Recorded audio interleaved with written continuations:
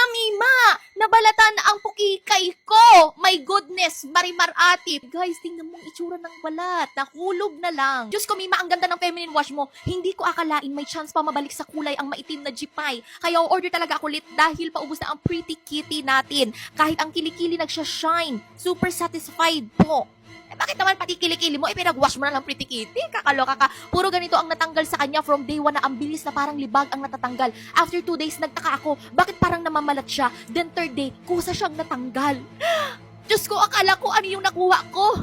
My prob po talaga ako sa skin ko down there. Madami na po ako na-try pero ito kay Pretty Kitty, Diyos ko, ilalaban talaga. Ilang days pa lang pinabilib na ako. Next target ko is yung sabon para mag-light pa siya at lumiwanag pa lalo ang dating makulimlim. Thanks po talaga, ate. Talaga napabuka ka na naman tayo doon sa salamin. Tinignan natin kung ay, nagbabalatan na naman ang ating pukiki. Basta consistent lang kayo gumamit ng Pretty Kitty natin. At yung sinasabi ko sa'yo, ang Pretty Kitty Feminine Wash natin, ang dami niyang benefits. Unang-una sa lahat, yung odor control niya. Isang hugasan mo lang sa inyong kiping-ping. Talagang whole day freshness ka. Kahit na 8 hours ka sa trabaho, 24 hours ka sa labas, ate, magugas-hugas ka lang ng water or tissue. Ate, fresh! Hindi mo kailangan paulit-ulit ang hugasan. Hindi mo kailangan ulit pag-hugas.